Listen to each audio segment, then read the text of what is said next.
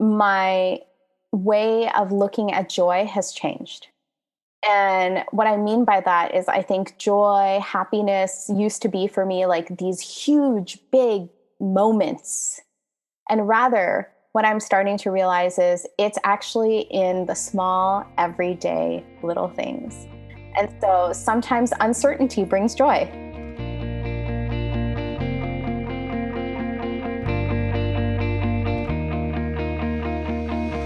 Hello, and welcome back to Seek the Joy podcast. Happy Seek the Joy Tuesday. I'm your host, Sydney Weiss, and when I tell you that today's episode is so good, it is so timely, that is an understatement. We are talking about uncertainty in our new episode today, and I am excited to bring this one to you because over the last year, we've been experiencing a lot of uncertainty. And when you are experiencing uncertainty, it brings up different emotions and feelings and insecurities and things that you often push down that you just don't want to deal with. And so I'm really excited that my friend, Vrin Rao, joins me on the podcast today to have this beautiful conversation truly about the joy that can come from uncertainty. Vrin is so wise, kind, compassionate. You are going to want to take notes throughout this conversation because the mic drop moments and the wisdom that is dropped truly is unbelievable. So let me tell you a little bit about my friend Vrin. Vrin is an Enneagram coach and meditation teacher, and she works with women and those who identify with the female energy to build strong and healthy relationships with themselves and others. She does this by using the personality framework of the Enneagram, which really helps us to understand the lens our ego sees the world through. And throughout this conversation, we really talk about how so many of us were never taught how to manage or sit in our uncertainty. And really how there's this beautiful connection between uncertainty, control, and compassion. The biggest theme I think that is weaved throughout this entire conversation is how uncertainty can really pave the way for us to become more holistic beings. And I love what Vrin shares about this. She talks about the 3 centers of intelligence in the Enneagram and really how the Enneagram can help us navigate this journey of uncertainty. But my favorite part of the conversation, not to spoil it, but just to tell you, it's this portion where we talk about how we can reframe uncertainty as mystery. You're going to want to listen to that part of the episode more than once. We also talk about how joy can come from uncertainty, the power of holding opposites. You guys are going to love this. Vrin's biggest dream, and so much more. Before we dive in to today's new episode, I am really excited to share with you today's sponsor, BetterHelp. So we are going through some challenging times still. There's still so much uncertainty, which is why I think today's episode is so beautifully timed. And now more than ever, I've just found it's really important that we have reliable resources that we can turn to. And that's where BetterHelp comes in. BetterHelp will assess your needs and match you with your own licensed professional therapist. And it's easy and free to change counselors if you don't think the person you're matched with is a good fit. This service is available for people worldwide too. BetterHelp offers a broad range of expertise in their counselor network, and you'll get timely and thoughtful responses. Plus, you can schedule weekly video or phone sessions too, which I still think is a game changer. I really want you to be able to live a happier, more joyful, and ease-filled life, and that's why I'm excited to share that as a listener of the Seek the Joy podcast, you will get 10% off your first month by going to betterhelp.com/seekthejoy. Join over 1 million people taking charge of their mental health with the help of an experienced professional. That's BetterHelp, HELP.com/seekthejoy. The link will also be included in our show notes.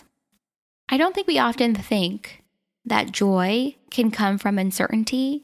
And I think you're going to love today's episode because I think if we're able to hold this sense or feeling of uncertainty within our body, if we allow ourselves to experience the emotions and the feelings and the way in which it all just makes us feel, I think we're able to tap into a wealth of wisdom and knowledge and information.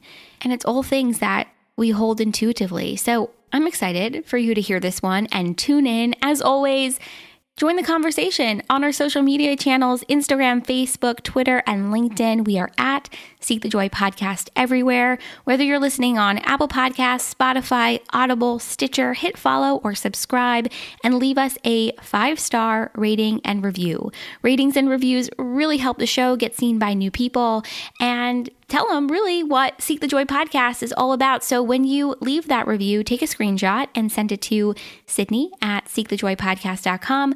I will send you something to say thank you. And it's just always so much fun to connect with you guys outside of the show.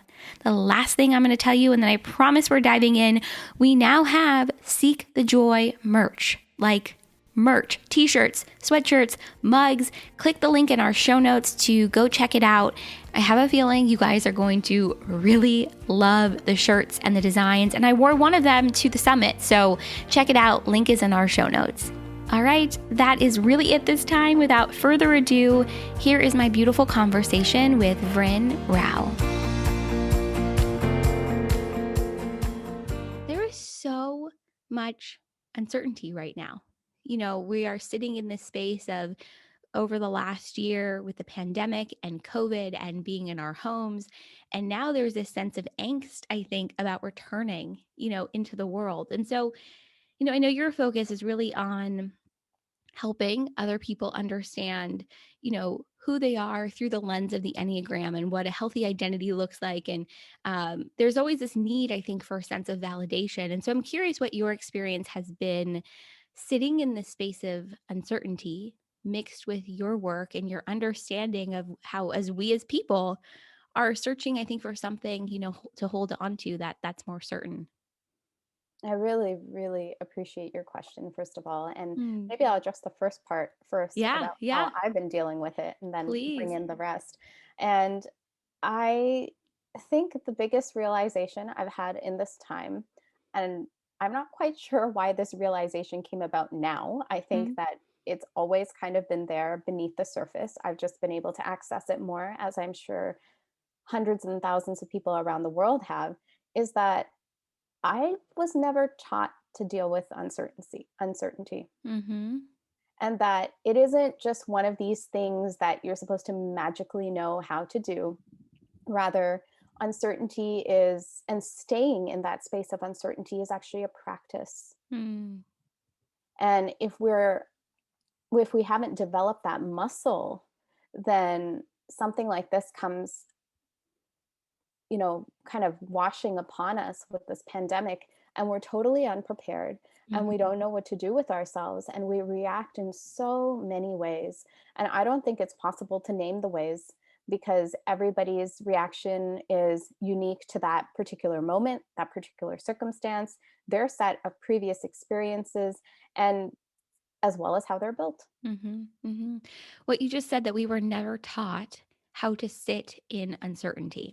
And it reminds me, often I think when we are much younger, our parents either try to help us self-soothe or teach us how to self-soothe, or we miss, that boat completely. And so sitting in that space of uncertainty really reminds me of an ability or inability to soothe ourselves, to Mm, calm ourselves down, to step into, I think, an element of trust and understanding that, hey, this feels uncomfortable or difficult, but you are okay. That is mhm. hard. It is. It's the ability to hold opposites. And this is Mm. a concept that I love, that a Franciscan monk, Richard Rohr, who is also an incredible Enneagram teacher himself, speaks of often, that maturity is the ability to hold opposites, that things that may seem very disparate can exist simultaneously. And I think Mhm. that's what uncertainty is about, Mm. ultimately, that there is some piece of information, there is some experience that's happening to us, and then there's the other side of, we feel maybe we're kind of free falling, or we don't know the path forward, and we don't know how to reconcile the two, Mhm. right? There's the piece of, I know something and I don't know something, and how do I hold the both together? Mhm. Yeah, because I was going to ask you, how do you define uncertainty? Because I think it's going to be different for everyone, but it really sounds like it's this process of holding these two opposites. But I also think it's the feeling that comes after that moment of uncertainty, that realization almost that, like, oh, I have no idea what's coming next, or I can't predict the future. So it's almost that feeling too of uncertainty that is so, I think, challenging for so many of us to sit with. Absolutely. And I think that for many, at least for myself, I can speak personally, Hmm. it's related to control. Yes. So much of it is related to control. And that if I at least even have the illusion of control, Hmm. I can get out of the space of uncertainty. And that's good enough for me. But being taught and seeing the practice of uncertainty being modeled by others can actually help us understand that the illusion of control isn't good enough. That Mm. actually it's the realization that I never really have control, but what I do have is I have free will, Mm. and that is within my control. So why don't I actually choose to move forward with what I have instead of longing for and trying to grasp for something that I may never have Hmm. any sense of control over, for lack of a Mm. better word. What you just said, I think about control and this element of certainty, in society, in marketing, in everything we see, we are sort of, if you break it all down, it all comes down to, hey, this is how you can get better control of your life, your finances, your relationships. This is how we can make the uncertain certain. And so we crave it and we are attracted to it. And I can't tell you how many times, not recently, but over the years, where I've seen an ad on Facebook for something like how to grow your email list or how to, step into this with your business or your relationships. And I click it and I sign up for the free, whatever the thing is. And I'm not left with certainty. I'm left with more questions. And I think Mm, what we are shown is meant to give us more certainty, but it really leaves us with more questions, which has left me with this thought of, oh, wait, maybe really this sense of control, this illusion of control, this craving for certainty is something much deeper within me. It's something that I am searching for, I am longing for, that answers a deeper question.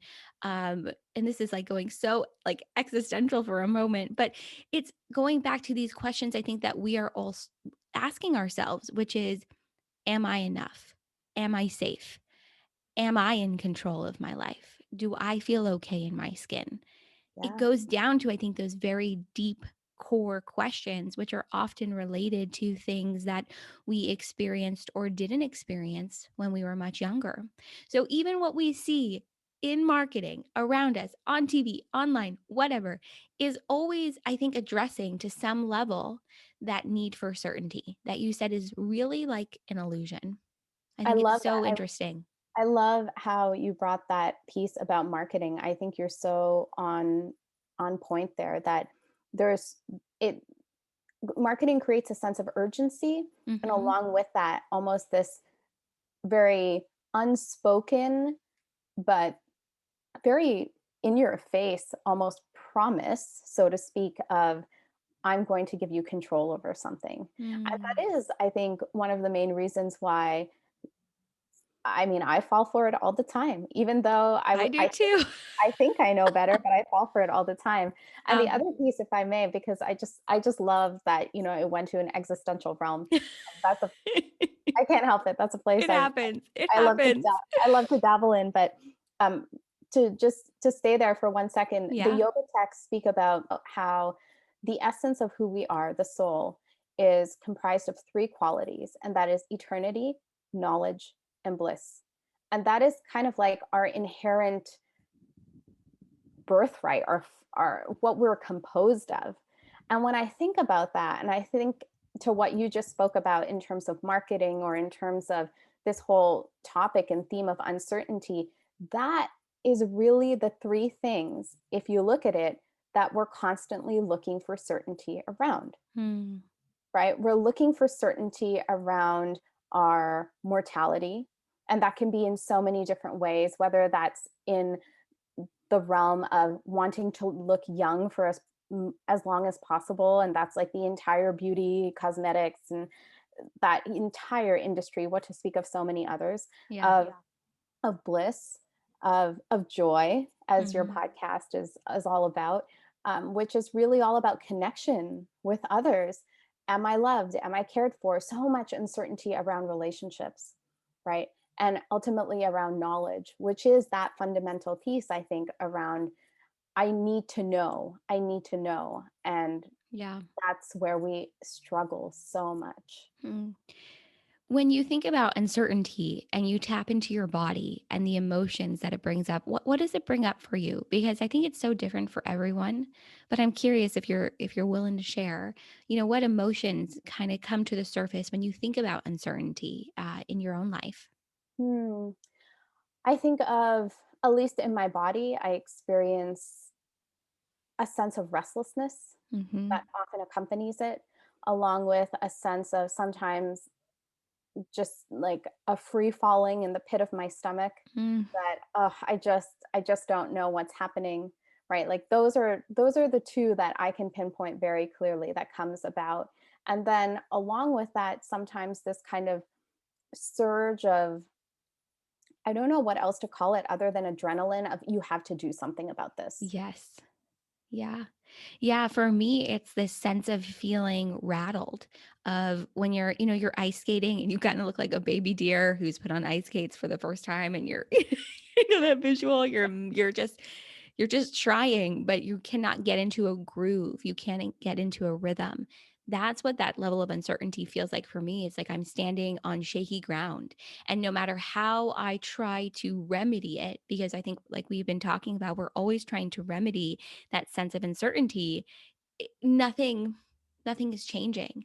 And so Mhm. lately I feel myself trying to tap into this sense of just surrendering, of being like, there is nothing more that I can do other than just continue to do what I am doing, which is following what is exciting to me, what brings me joy, talking to people that I love, meeting new people, focusing on what I can control versus what I can't. And often what I can control is just the way that I feel. I can't even control what the weather is going to be like today. I can't control whether or not you and I have, tech issues while we're on this Zoom recording. I can just control the ways this whole experience makes me feel. And I have Mhm. found that when dealing with uncertainty, it's about tapping back into emotions that serve you. For me, that has been so huge and so healing. I'm curious if you've had a similar experience or what has really helped you, remedy, for lack of a better word, this sense of uncertainty within yourself. Yeah, this is something that I'll be honest, I've come across a little bit more recently, just Mm-hmm. trying to deepen my own understanding of the Enneagram itself and not going deep into the types or anything. But one of Right. the things that the Enneagram speaks about is that there are three centers of intelligence. Mm, And so we have the body, which is a center of intelligence. There is the heart, which brings forth feelings, which give us information. And the third center is the head or thinking. And so, one of the things that we can all find in our own lives, and as you go deeper and understand the lens by which you see the world, it becomes even more apparent. There is one center of intelligence that we rely on more than the others. And then there is the second one, which kind of almost gets co opted in service of the first. And there's the third that's almost neglected or ignored. hmm, And what I've started to realize, just even thinking about this theme of uncertainty, is that when we start to truly become more holistic beings, we start to access all three of these centers of intelligence. And when we do, they're providing us with so much more information. So I think there's two pieces to uncertainty. There's the one piece where, like you say, we've done the absolute best that we can. We mm-hmm, need to surrender. And all we can do is just be present to what we're experiencing and take one step at a time based on whatever information we have at our mm-hmm, disposal. I think the second piece is around that conversation of the information we have at our disposal. And mm. I think that often we're not tapping into that vast amount of information that we actually might have that we don't know how to even access. Hmm. I really want to break down with what you just said. First of all, when you say become more holistic beings, what do you mean by that? Because I have an idea of what you mean, but I would love to break that down a little bit if we can. What do you mean by more holistic beings? Right. So I'll speak to it in the context of just even these three centers, the heart, the head, and Perfect. the body. A holistic being for me is incorporating all three, Mm-hmm. right? So we all know within ourselves, or perhaps we know of other people who are close to us or that we interact with. There are times where people will even identify themselves as, oh, yeah, I'm a thinker. I think a lot, or else I'm a doer, or I just feel, right? What they're saying is that there's one part of me, one source of really like intelligence that I prioritize above the rest, Mm. right? And so if I can actually truly feel myself in my body. I just really appreciated that question when you asked that previously of what Mm-hmm. does uncertainty feel like in your body, right? Mm-hmm. The body has um, so much to offer us in terms of the fact that we take up space. And I don't think most of us realize that we take up No. space. Right. And Yeah. with that space comes a certain embodiment, a certain groundedness that if we can access that part of us, it's giving us intuitive information. Mm-hmm. We've all had that experience where we're either walking somewhere or we're going to do something, and something very instinctively says, actually turn this way or do that. That's tapping into that body intelligence, that gut Mm. intelligence. Now, similarly with the heart, with feelings, we may think of feelings as, oh, yeah, if I can tap into feelings, I'm accessing that intelligence. It's more than that. It's being witness to our feelings as opposed to just drowning in our feelings. When we bear witness to our feelings without, and this is extremely hard, so let me preface it with that, without judging them, by just compassionately watching them, Mhm. something else incredible happens where I'll give another example of somebody is going through a really hard time. And within our heart, we just know I should go and talk to them, or perhaps I should give them space. And both come from a feeling of wanting to connect, but it's also coming from a place of service instead of just pushing ourselves in intruding on somebody else's space or their life. Mhm. Mhm. And then finally, with the head, with thinking, we have so many thoughts that are going through our heads. And it may feel counterintuitive, but what we really need is we need silence, Mm. because it's in silence that clarity of thought even comes. And so, this, just to speak a little bit about this, is what these three centers have to offer to us. And these are just perhaps a few examples of when we can tap into those, how much more. And can you imagine if we were able to access all three? I think Yeah. the feeling of uncertainty would actually go down, because we could feel confident that I actually have enough information. And Mhm. that, to me, even as I'm saying this out loud, it's a realization that's coming up. Uncertainty is also about, am I missing something? Yes. Right. And when Mhm. I know I'm able to tap into all three of these things that are at my disposal, these aren't external to me. Once again, coming back to what I can control, then that feeling of uncertainty lessens because I've done my best. Mhm. I'm so appreciative for what you just shared about mind, body, and soul, really, head, heart, and body. We spend too much time in our heads, is what I've really figured out, especially in the last year, and sitting with this sense of uncertainty and really feeling it both on an individual and collective level. And so that's why I wanted to know, like, if you were to tap into this level of uncertainty within yourself, within the body, what does that feel like? And I think it feels very different from when we are focused solely on the head, when we're focused solely on our thoughts. And so when you were talking previously about the information that's at our disposal, this makes so much sense to me, because if we are connected to the fact that we actually know so much more than we even give ourselves credit for, we are in tune so much more deeply than we even realize. If we were to take a step back and actually just sit with how we are feeling, sit with what we are thinking, sit with what our emotions are, our feelings, they kind of come together, I think, in a very beautiful way. And you're able to tap into more information than you knew you had. We spend so much time, I think, looking external to ourselves for this level of awareness. But it's exactly what you just said. It's about tapping into this internal well, this internal reservoir of awareness, of understanding, of knowledge. And it's only when you do that internal work and that internal understanding that it can be projected on the external, but it starts internal. So I love what you said. It makes so much sense to me. Beautifully summarized. Absolutely. And this is the work. It is. This It is the is. work. And so, sometimes people ask like, "Oh, what does the Enneagram help you with?" I mean, I think there are numerous pieces it helps you with. It helps you to see the lens by which you see the world.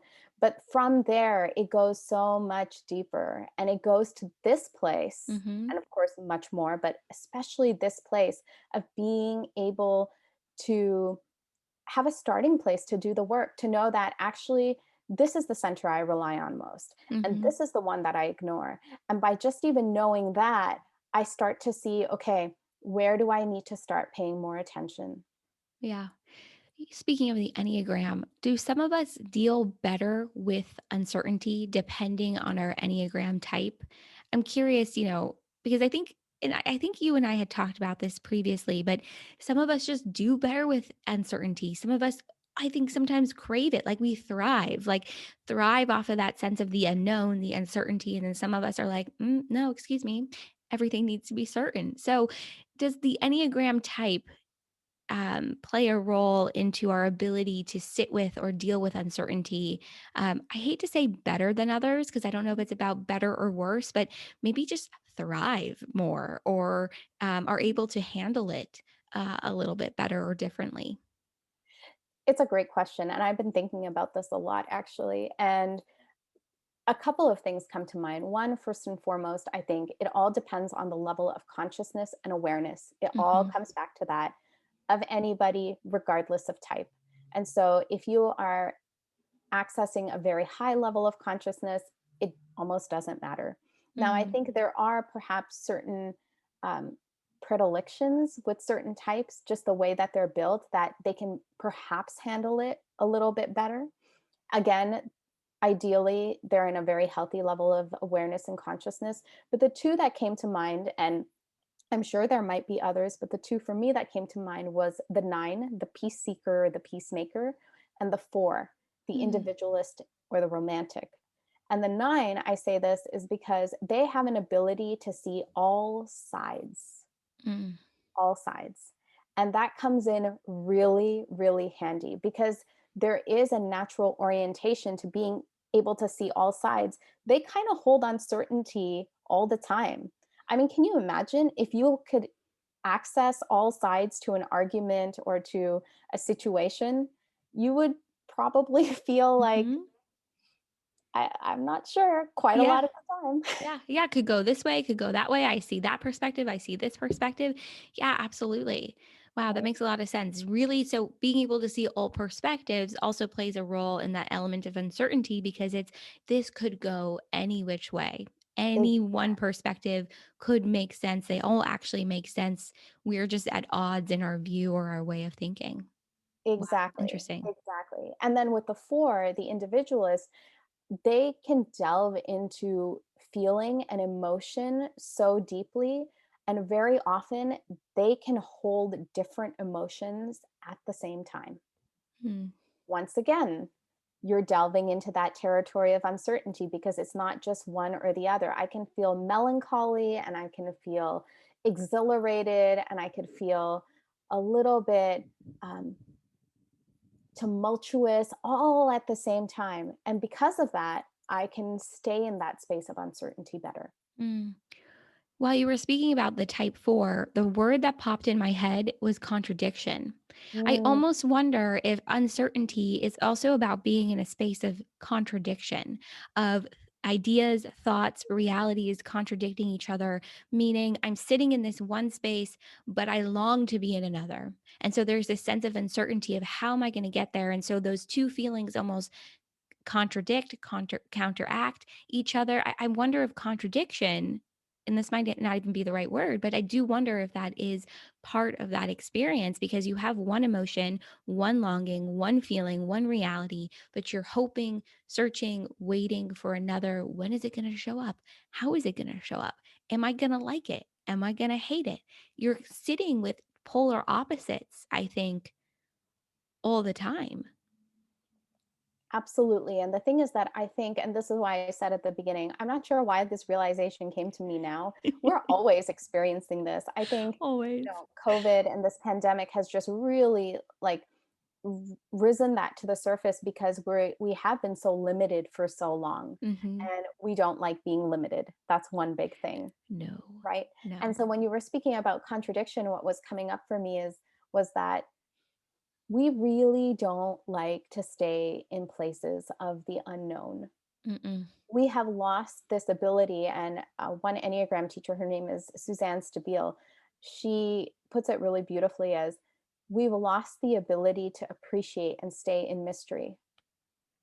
And Wow. what if we could reframe uncertainty to be mystery? I mean, at least when I hear that reframing, I experience something very different. I love that. I love that. Reframe it as mystery. Like Yes, it just has a different connotation to it. I can't exactly explain it, but it's a different even feeling. Like everyone that is listening, uncertainty versus mystery. It sits in your body, it sits in your space very differently.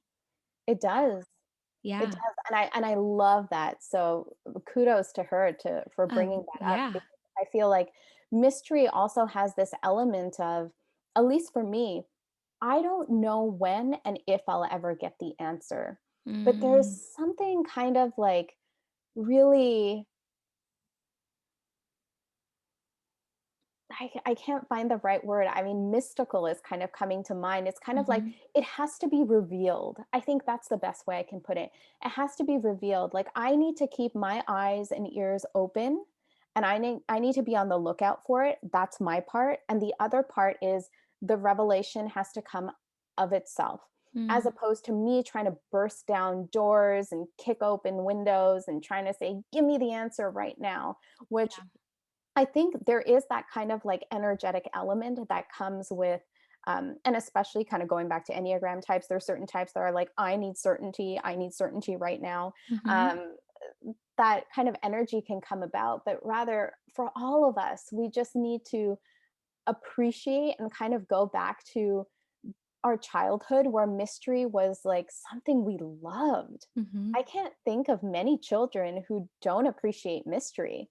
Their eyes kind of light up and they're like, "Ooh, okay." It's like a I become puzzle more you have to curious. solve. Yeah. Yeah. So tapping back into that sense of wonder, it's about adventure, it's about tapping back into this is a puzzle, something that I get to solve. Stepping into the space, I think too, of knowing that, I may not know what comes next, but actually that's okay.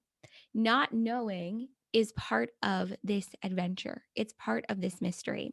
And this element of the unknown that we've been talking about too, I think is really fascinating because when we talk about the unknown, we talk about it in one of two ways of, oh my God, it's unknown. I am uncertain. I feel weird about this, or we just don't talk about it at all.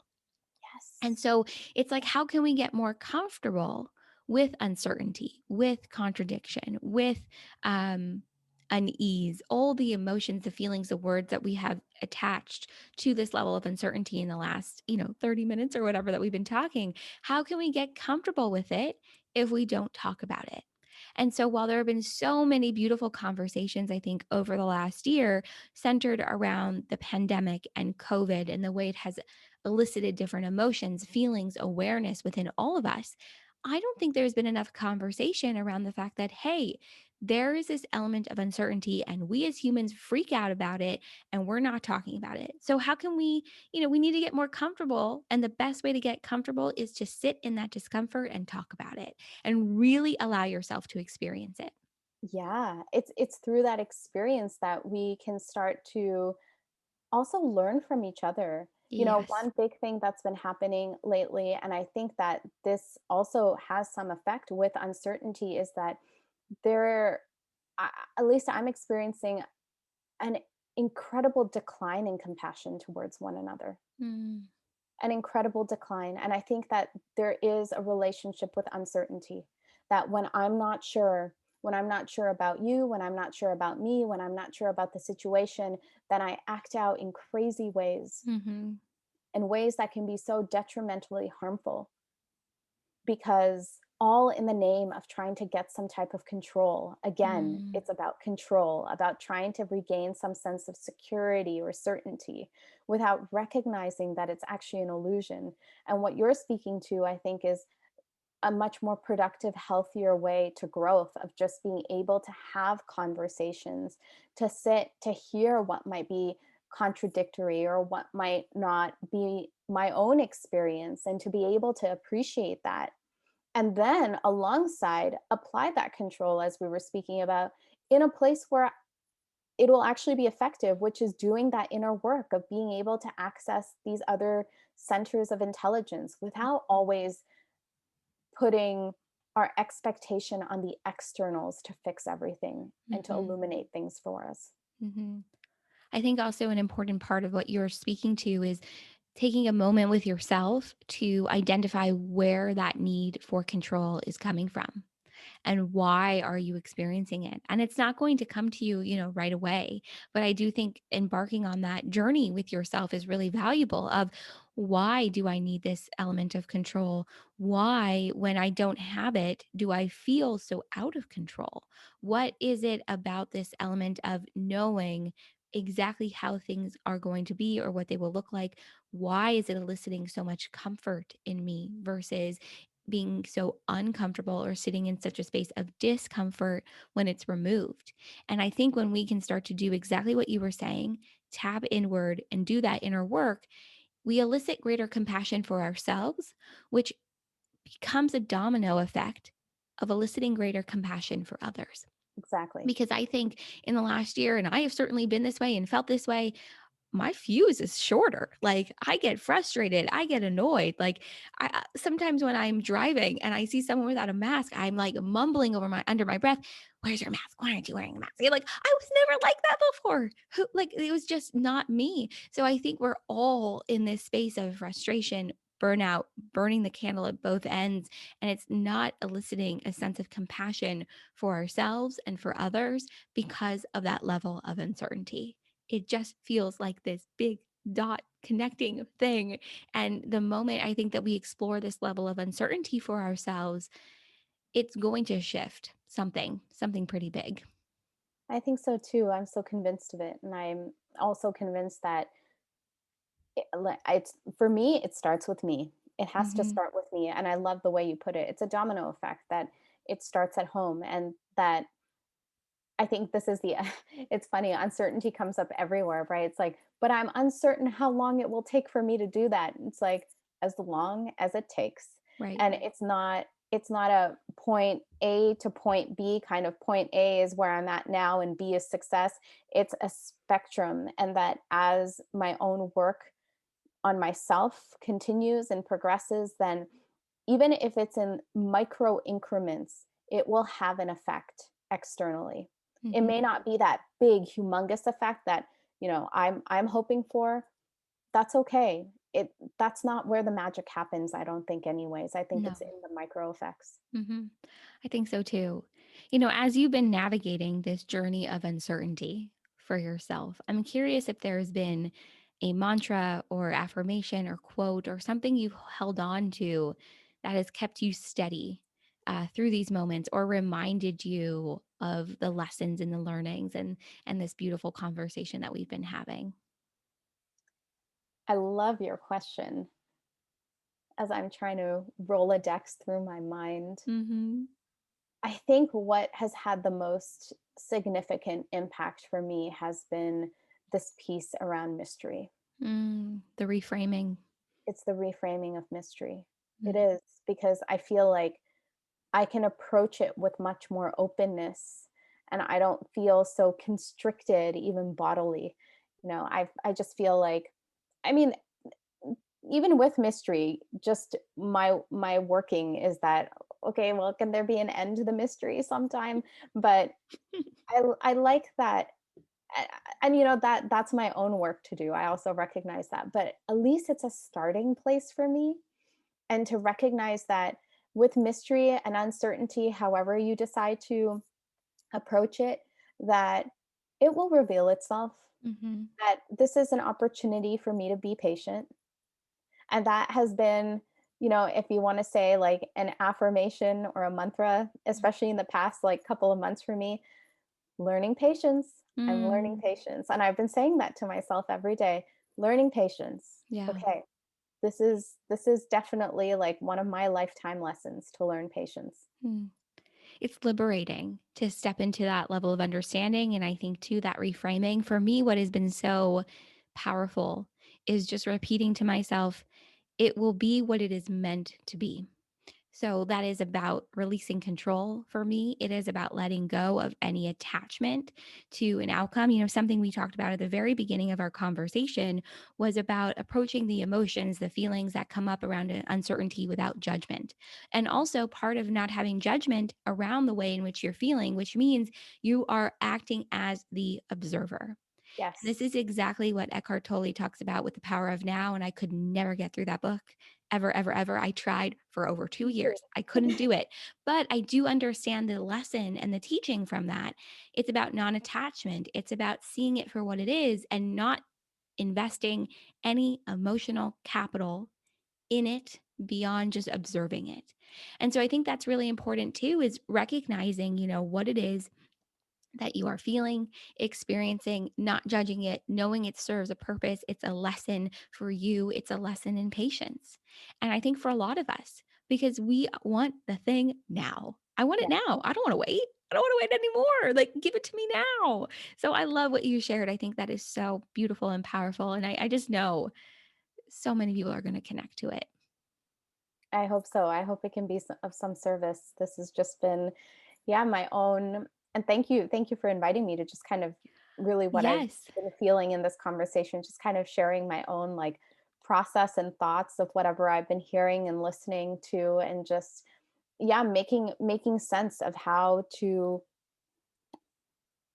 practice staying in the space. And I think all of what we've spoken about is just Mhm. that these are elements and components to the practice of Yes. staying in mystery, in Mhm. uncertainty, and that some of these may really resonate for you and others may not resonate so much for you, that the way in which you practice staying may look different, and that's great and that's Mhm. fine, and we're individuals and persons, and so it shouldn't be cookie cutter. I don't believe Mm-mm. in cookie cutter. It has to be what is right for you at your level of awareness of where you are in life right now, with all of like the very specific, unique things that come with you being you. Yeah. And I think too, part of this reframing as mystery and part of seeing it as mystery too is feeling for yourself that, hey, this can be fun. This could be joyful. And Yeah. you and I have talked about this before, but so much about this podcast and my journey with this podcast has been, how can we look at these difficult moments in life, these uncertain moments in life, and still derive joy for ourselves for the moment, derive joy in the experience. And so I want to ask you a little bit about this element of joy for yourself. Have you been able to hold joy at the same time as uncertainty? And if not, or if so, what does that look like for you? Because I think we often think it's either or. Like, I'm Mhm. either happy or I'm sad. I'm mad or I'm excited. We're complex, we're unique. Like you said, we hold both emotions, both experiences at the same time more often than I think we give ourselves credit for. Yeah. I love your question. I think what I've noticed, at least in the past year or so, is that my, I guess you can say, way of looking at joy has changed. Hmm. And what I mean by that is, I think joy, happiness used to be for me like these huge, big moments. And rather, what I'm starting to realize is it's actually in the small, everyday little things. Mm-hmm. And so sometimes uncertainty brings joy, Mm-hmm. as Mm. convoluted as that might be, right? The uncertainty of, for example, my daughter being able to climb this, like kind of like jungle gym apparatus thing at the park. And there's a piece of uncertainty there. Oh, should we like make sure that maybe it's too hard for her? Maybe we should be holding her and just kind of being there, watching, Mm-hmm. witnessing, ready to jump in if necessary. And then seeing her climb it up and like with a huge grin on her face to kind of be like, I was able to do it.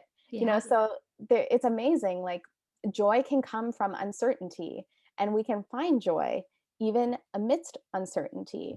And going back to what I originally began with, that joy isn't like these big, huge, life transforming moments, that it's there Mm-hmm. all around us. It's again, it comes back to awareness. Are we aware to it? Mm. That's all. And if we're not, then the mind is so dualistic. It's always looking for, I don't know why, but sadly, it's always looking towards the more challenging, problematic, negative aspects. But Mhm. that same mind with practice can also start looking at everything that's there that is, you know, able to spark joy within our lives. It's about a reframing, it's about a retraining. I love what you said, that joy can come from uncertainty because we don't know how it's going to pan out. So it could actually be this big or small, beautiful thing, this joyful moment or experience. I love this. I want to ask you the question I ask everyone that comes on Seek the Joy podcast. And that is, what is your biggest dream? My biggest dream. Wow, that's a big question. Mhm. I so many dreams. Can you guess my Enneagram type? But I would say, at least right now, my biggest dream is to really be able to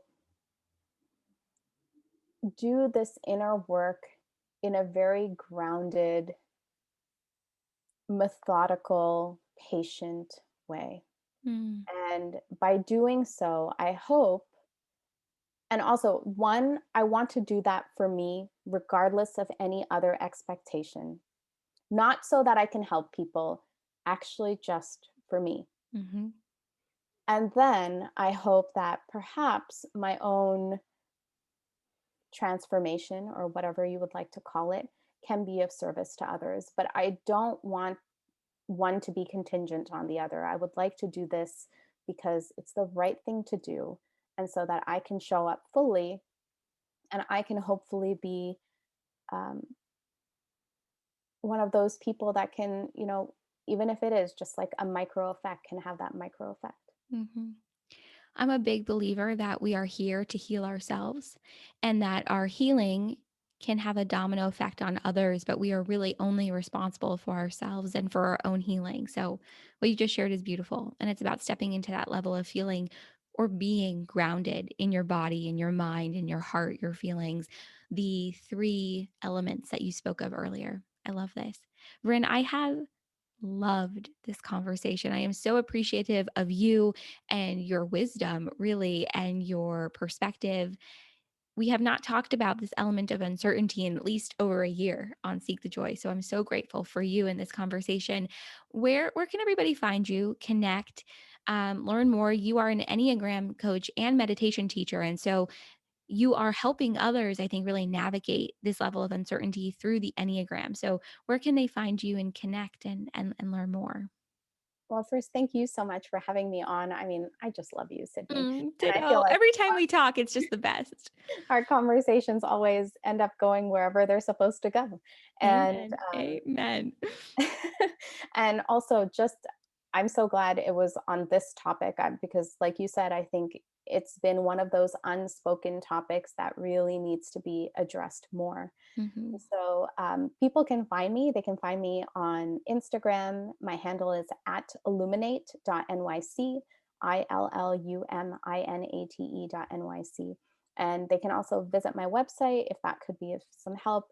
And that's www.illuminate.nyc. So those are two ways you can find me. Perfect. Everything is going to go in the show notes. It'll be so easy for everyone to connect with you and learn more. And I think if I could maybe sum up my biggest takeaway from our time together this morning is that if we are able to hold opposites within ourselves and we are able to sit with this element of uncertainty and tap in not only to the thoughts that occur, but also the emotions, the feelings, and the way in which it sits within our body, we're able to tap into a wealth of wisdom, information, knowledge that we all hold intuitively. And so it's about being okay with not knowing and knowing that joy can come from those moments too. And it's really a journey that is worth navigating. And if we can reframe it as mystery, ooh, even better. Even better. So thank you for this conversation. I have really loved it. This has just been so much fun. Thank you. And beautiful summary. Mm. Beautiful. All right, I'm going to stop recording because you and I could just keep going.